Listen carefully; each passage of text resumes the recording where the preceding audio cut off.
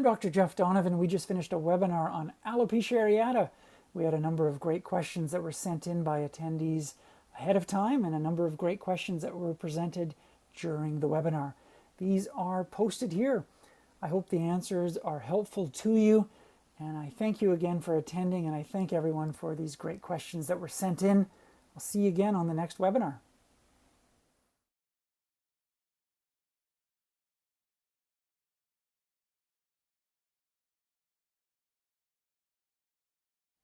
So thank you for everyone who sent in a question. Let's take a look now at question 1. If you'd like to ask a question, please enter it in the Q&A box, and I will get to it after these questions. So a patient has asked, I have alopecia areata affecting my beard, eyelashes, eyebrows, scalp, and body.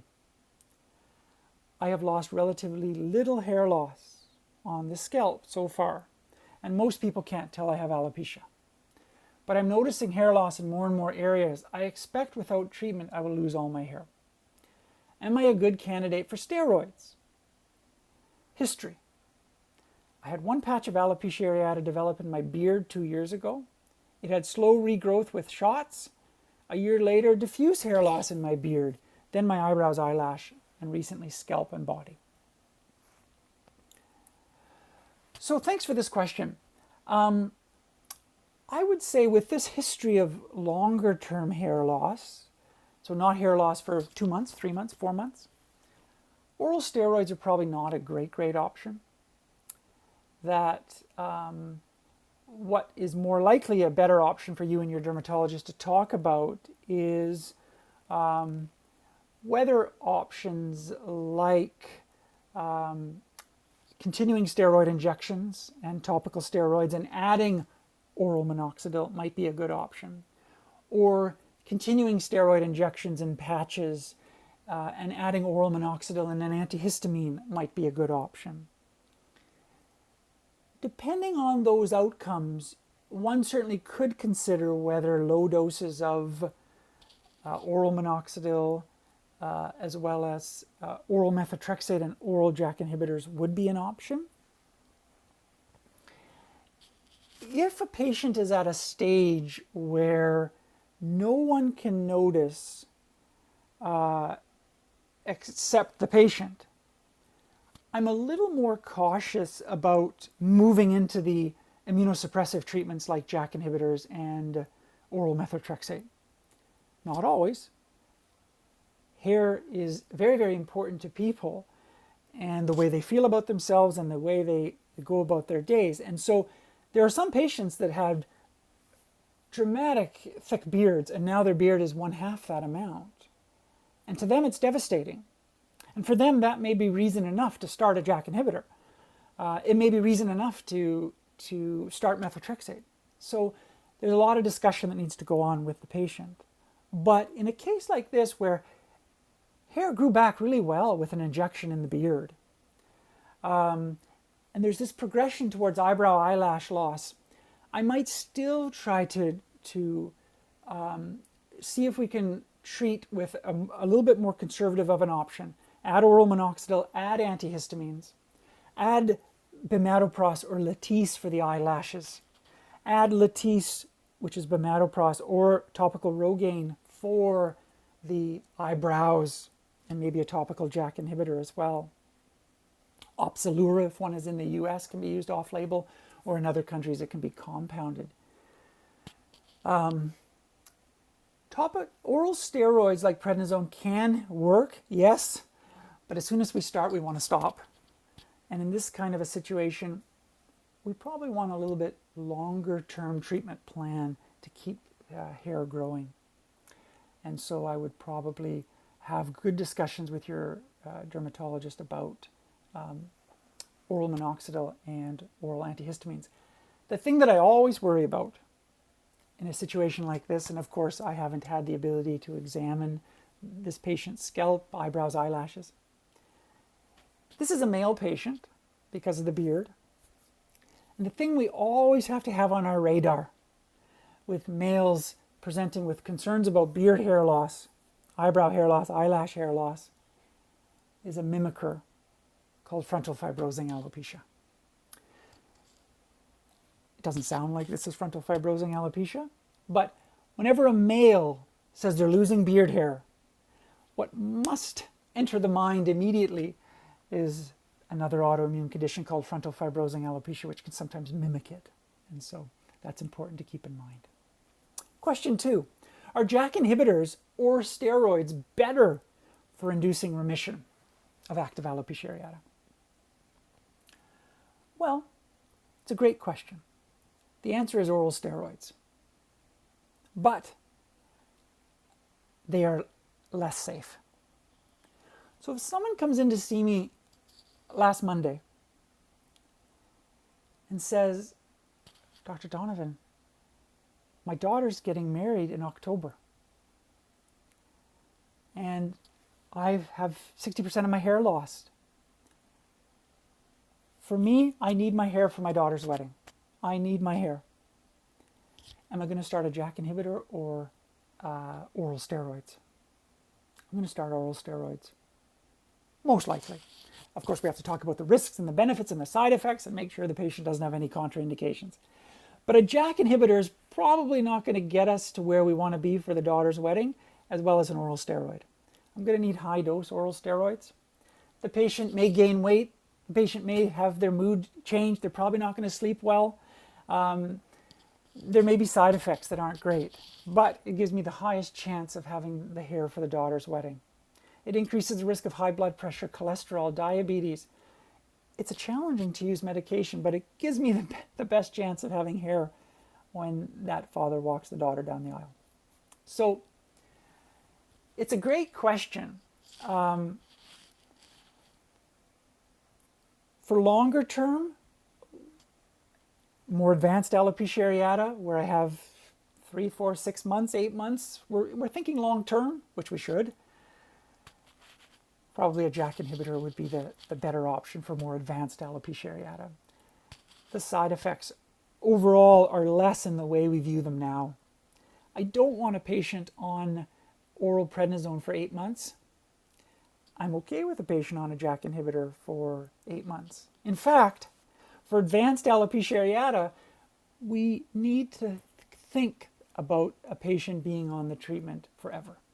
They may not. They may be able to taper, they may be able to come off, but many patients need to be on the treatment forever. So what's better for inducing remission? High dose oral steroids. But we don't do that because of the side effects. Question 3. I started losing my bottom eyelashes bilaterally, both sides. Lower lashes several years ago. I was told by my dermatologist I had alopecia areata. I was prescribed Protopic, which is tacrolimus. More recently, 1.5 years ago, I started losing my eyebrows. I have been diagnosed with frontal fibrosing alopecia, scarring around my entire hairline. Are alopecia areata and scarring alopecia connected? Can someone have both as separate hair loss disease entities? Should both be treated separately? Or maybe I have FFA the whole time and it was not diagnosed. My hairline was never checked until I lost eyebrow hair. So thanks for this. This is really a wonderful question because the early stages of frontal fibrosing alopecia, the scarring alopecia, this completely separate condition, will fool many people, many practitioners, into thinking it's alopecia areata. So it's very common. The first stages of frontal fibrosing alopecia are eyebrow and eyelash loss in this area, even long before the frontal hairline gets affected. It's not uncommon for patients to be misdiagnosed as alopecia areata. Is it possible to have alopecia areata and FFA? Absolutely it is. Absolutely it is. But if I had to bet, it's more likely to have one diagnosis, by far. But you can have both. Absolutely you can have both. But frontal fibrosing alopecia starts in the eyebrows, sometimes eyelashes, for a few years before there's any hair loss up here. And it can be 2 years, 5 years, it can be 7 years. It can be a long, long time. The treatment for FFA and alopecia areata are somewhat similar, not completely. We use bimatoprost for eyelashes in both. We use topical steroids, steroid injections, bimatoprost, minoxidil for both. We use oral JAK inhibitors. We use oral methotrexate. In FFA, we do use some other treatments that we don't use in alopecia areata, like finasteride and dutasteride and hydroxychloroquine and doxycycline. So there are some differences, but many of the main treatments, steroid injections, topical steroids, topical minoxidil, topical bimatoprost or Latisse are very similar. So I very much appreciate this question. It really is challenging for many people to diagnose FFA in the earliest stages. Even very competent dermatologists will be tricked, will be fooled. It's just that easy. The main message for everyone, but especially practitioners who are joining tonight, is if it's perfectly symmetrical, if the left side and the right side look like mirror images, draw a line down the middle. The hair loss here looks like the hair loss here. Hair loss here looks like the hair loss here.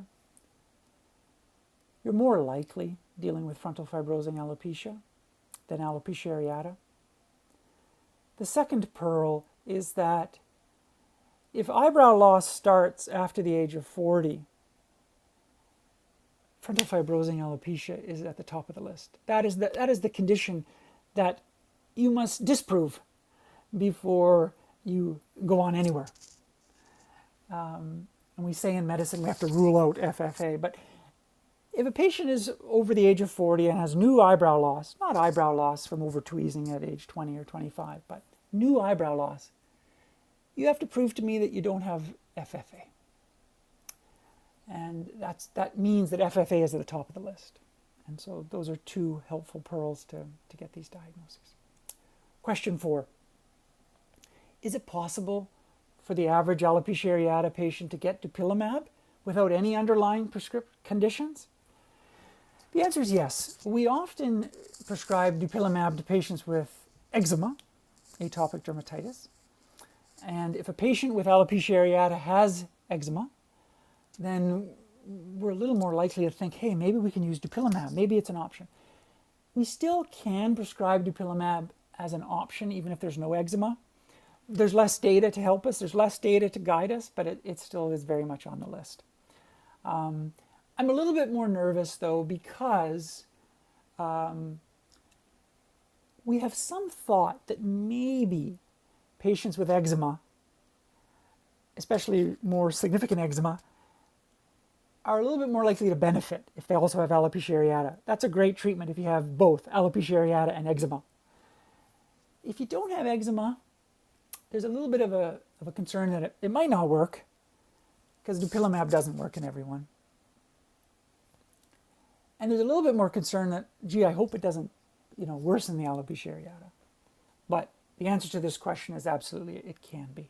It's off-label, and so it's impossible to convince an insurance company that you should pay for the very expensive dupilumab because the patient doesn't have eczema.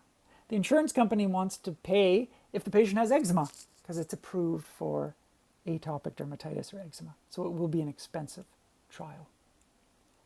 Question 5. Does it seem that the safety profile of baricitinib and tofacitinib are the same?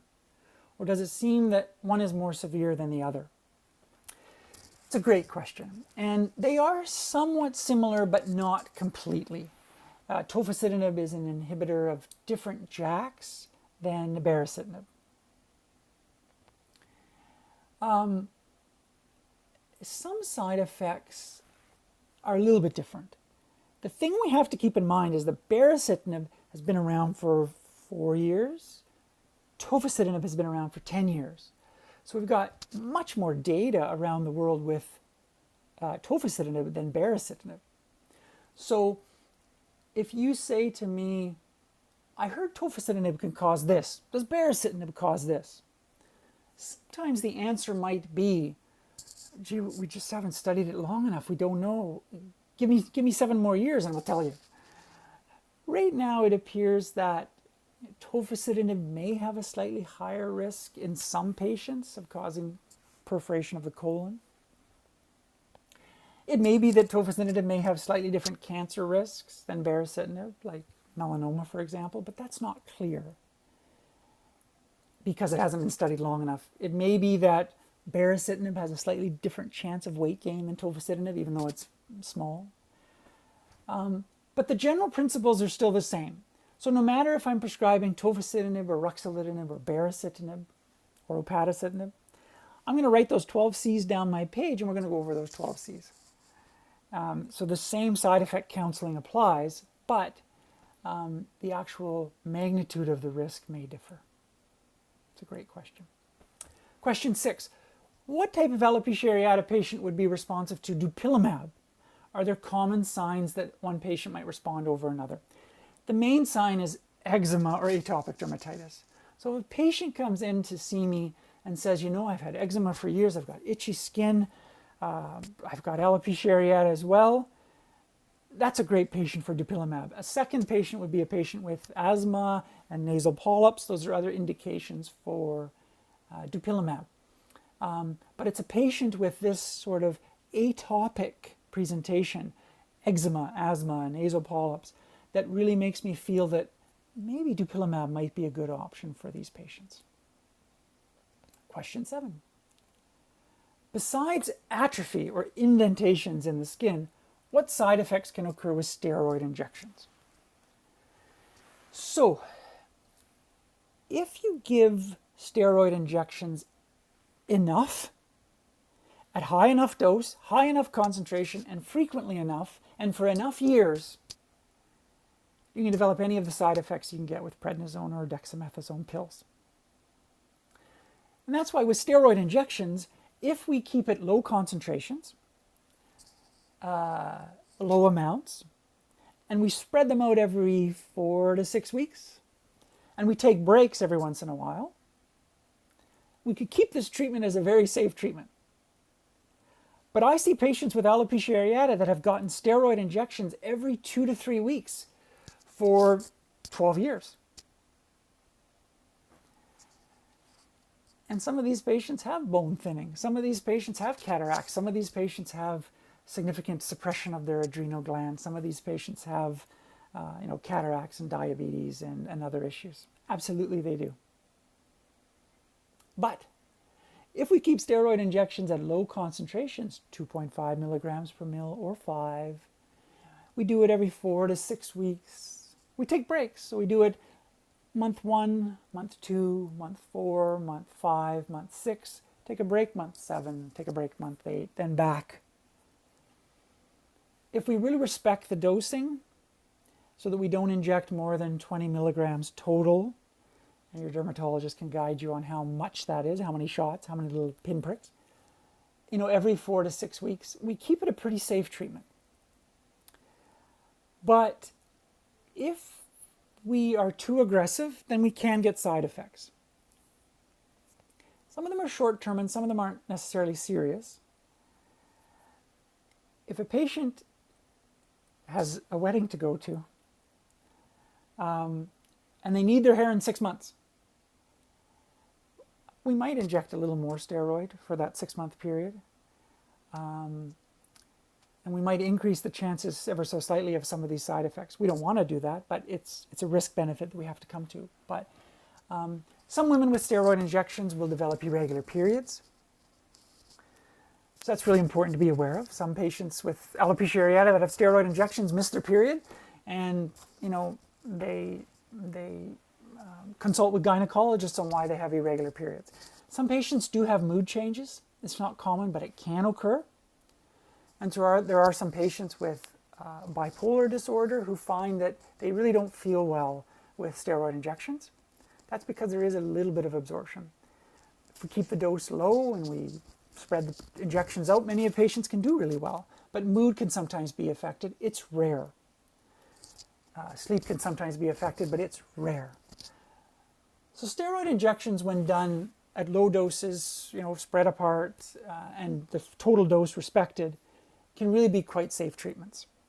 And I've done thousands and thousands of steroid injections, and I feel very confident in saying that. I've also seen patients with, the inappropriate use of steroids, and it can be pretty scary. But they are wonderful treatments for patchy alopecia areata. And so when patients come in with a patch or two, and they've done this treatment and that treatment, they've used this laser and this supplement and this pill, and they're just terrified of steroid injections because of what they've been told, we need to spend a lot of time talking about the reality. And these treatments can be quite safe for many patients. And I believe completely in safety, affordability, feasibility, and effectiveness. These are the things I think about all the time. How safe is this? How affordable is it? How easy is it to do? And if a patient says, I don't want steroid injections, I want to, go and do PRP and, spend $1,500 doing PRP, which has who knows what chance of success, or to do the steroid injection, which has a 90% chance of success. We need to leave it up to the patient ultimately in many cases, but with good education, I hope they choose steroid injections in many of these cases. Not every case, but in many of these cases. A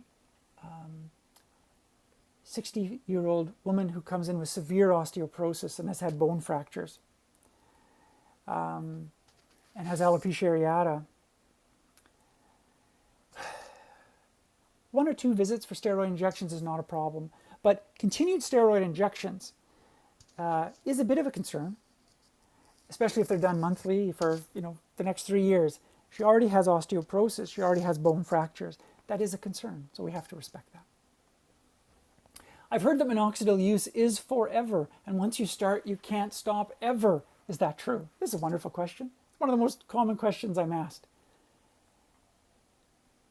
So in androgenetic hair loss, male balding, female balding, minoxidil is forever. Once you start, you have to continue.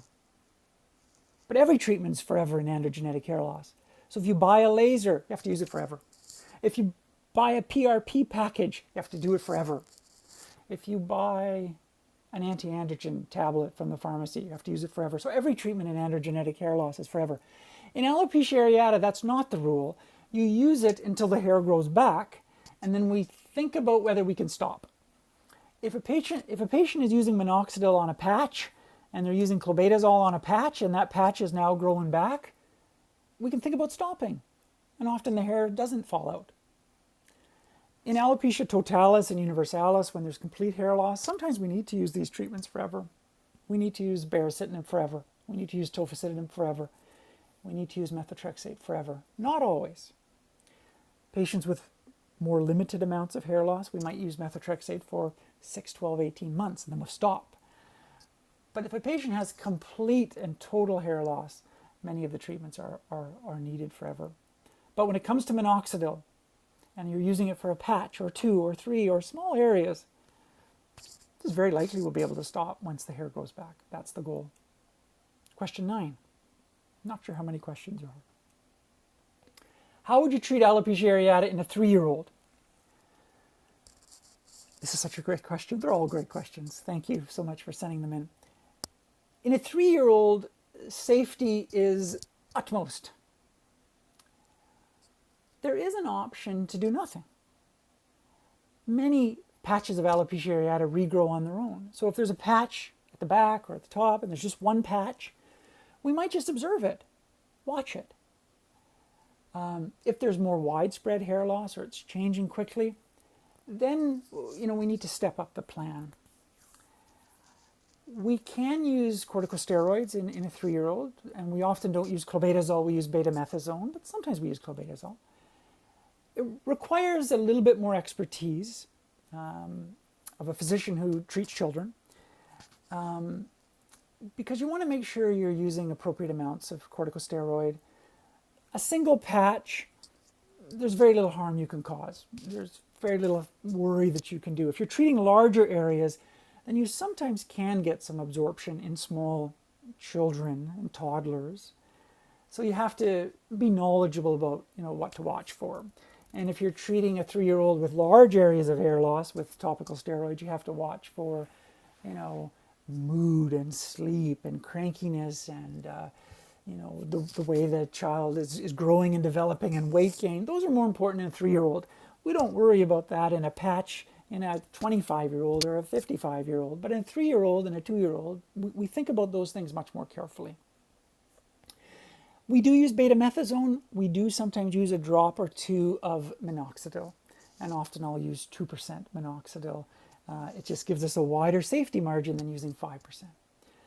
So I might have mom or dad rub betamethasone on a patch. We might use minoxidil, small amounts. We might not do anything. The larger and larger areas it is, we're going to need more steroid, but we might, monitor things a little more carefully. We'll monitor weight, we'll monitor height, we'll monitor appetite, we'll monitor sleeping, we'll monitor how the small infant or child feels.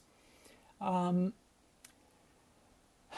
then we have, decisions to make depending on how things improve or don't improve about, do we bring on board antihistamines? Do we bring on board any systemic therapies like oral steroids, oral dexamethasone?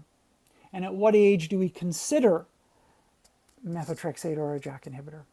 And there's no right or wrong answer. There are practitioners in the world that are of the mindset that JAK inhibitors are approved for 18 and over with advanced alopecia areata. They're not approved for children or adolescents, teenagers, so I don't use them. There are other physicians in the world that believe that I can use some of these treatments off-label if I feel that they can help the child. This 13-year-old child is devastated by his or her alopecia areata and doesn't want to go to school and doesn't want to leave the house and is teased and feels awful. Then sometimes we will use a JAK inhibitor off-label. We will use a variety of treatments. So it's up to the practitioner a little bit in terms of their comfort for using treatments in children and adolescents. It is a little bit trickier because most studies have been done in adults.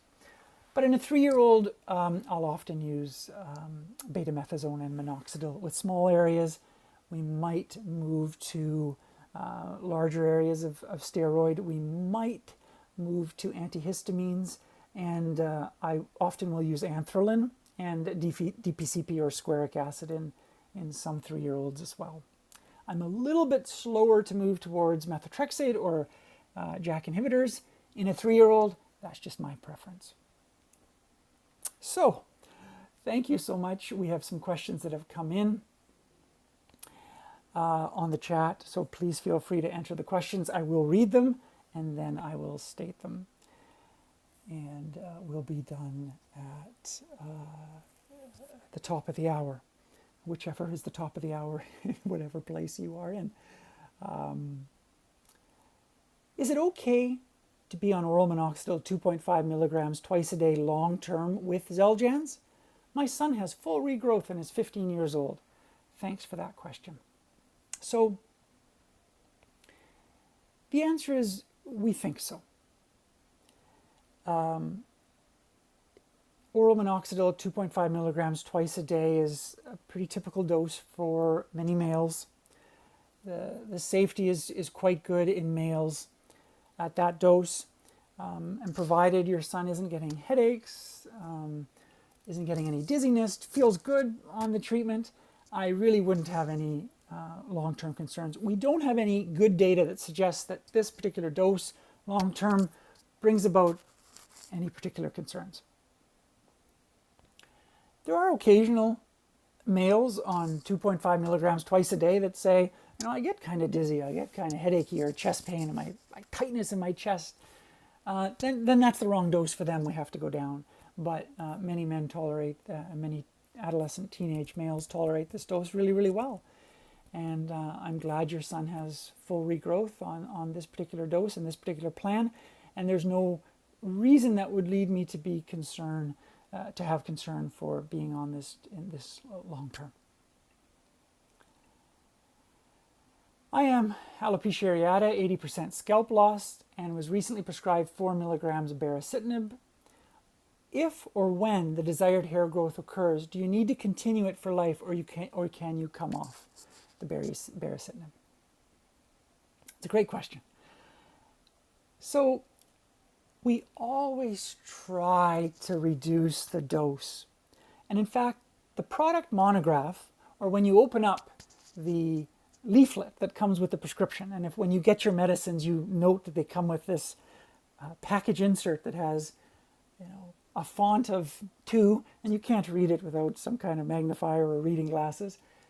It actually says on there to try to go down to 2 milligrams, if possible, once hair growth occurs. And so it's always on our mind to try to go down to the lowest possible dose. And if the patient is doing great on 2 milligrams after many months, then we think about trying to go down to 2 milligrams every other day, 3 times a week. And then we think about trying to go off the medication. Absolutely, we do. Not everyone can go off this medication. And so that's really important. Not everyone can. Patients that have 80% scalp hair loss to begin with are a little bit more likely to be able to go off the medication than someone who has total hair loss to begin with. Not everyone, but it just increases the chance a little bit more that you'll be able to reduce the dose. But it's by no means a guarantee. And sometimes what happens is you go down to 2 milligrams and you get a patch that forms. And then you have to go back up to 4. Sometimes what happens, though, is that you go down to 2 milligrams and you get a patch of hair loss, and the dermatologist injects steroids in there. And you stay on 2 milligrams and that grows back. And then you wait. And then you find 6 months later, another patch forms. You don't necessarily have to go back up to 4 milligrams. You can get another steroid injection. Some patients will opt to go back up to 4, but it's a safer option to be on 2 milligrams long-term and get periodic steroid injections. Some patients will decide with their dermatologist that maybe, just like in the previous question, maybe I'll continue baricitinib at 2 milligrams, the lower dose, and I'll start oral minoxidil to see if that helps reduce the chances of a flare. And so I wish I could say for sure what the plan will be. We can't predict for anyone what will happen. Can we go down? Can we go off totally?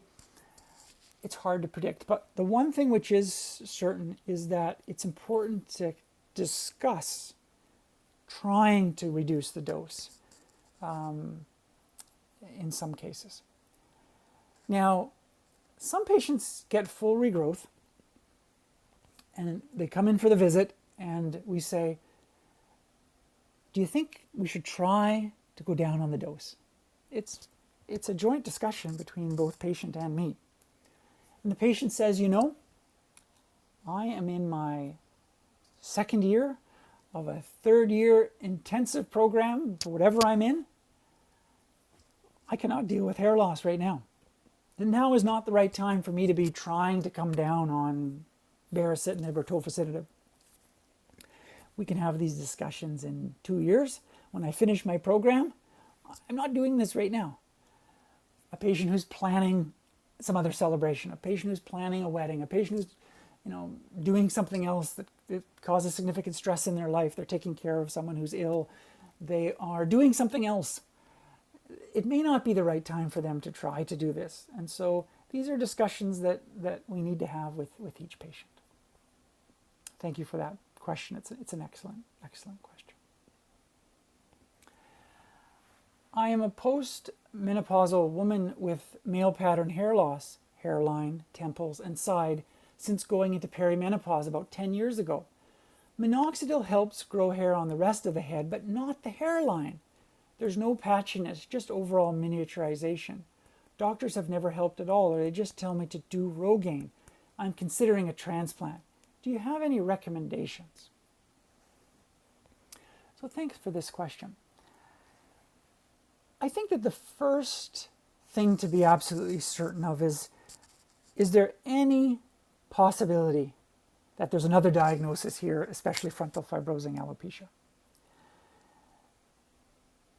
I think that what's really important for anyone, and especially physicians who are on the call, is whenever a female patient uses the word frontal hairline, you have to be thinking frontal fibrosing alopecia in your mind. It may not be frontal fibrosing alopecia. Genetic hair loss in women affects the frontal hairline, absolutely. But I think we need to be absolutely certain we're not missing a subtle case of frontal fibrosing alopecia, because the treatment is different. And so in this particular question, minoxidil is helping. I think that there are options if this is just male pattern hair loss. There are options to consider oral minoxidil. There are options to consider anti-androgens like finasteride or dutasteride, provided there's no contraindications or reason not to use them, like a history of cancer, a history of severe depression. But anti-androgens can be used. There's options to consider combining minoxidil with these therapies, so minoxidil plus anti-androgens, minoxidil plus anti-androgens plus low-level laser devices. Depending on the country you live in, there may be options for mesotherapy, where dutasteride or minoxidil is injected into the scalp. Those are a little bit less common in some parts of North America, but are much more common in Brazil and South America and Spain and some parts of Europe. But whenever someone has androgenetic hair loss, we have 4 big categories to think about. We have Rogaine, minoxidil, and oral minoxidil. We have category 2 anti-androgens, so spironolactone, finasteride, dutasteride, bicalutamide, and then topical finasteride. We have category 3 low-level laser, the laser helmets, the laser hats, the laser wands, the laser caps. And then we have category 4 PRP. And so we have these 4 categories to choose from. And so in a question like this with postmenopausal woman with hairline loss, where minoxidil is clearly helping the rest of the scalp, but not the hairline, we want to first make sure there's nothing else, and then we want to figure out what other option in that toolbox can we use. Can we use oral minoxidil? Can we use oral dutasteride? Can we use topical dutasteride, topical finasteride? Can we use a laser? The most effective options, if it is androgenetic hair loss, the most effective medical treatments would probably be either oral minoxidil or an anti-androgen, topically or orally. Low-level laser devices and PRP would be predicted to be less effective. And so in this question, I think that, an up-close examination would really allow me to determine the answer the best. But I do think we absolutely want to make sure we're not missing another condition that could mimic androgenetic hair loss. So I hope that was helpful.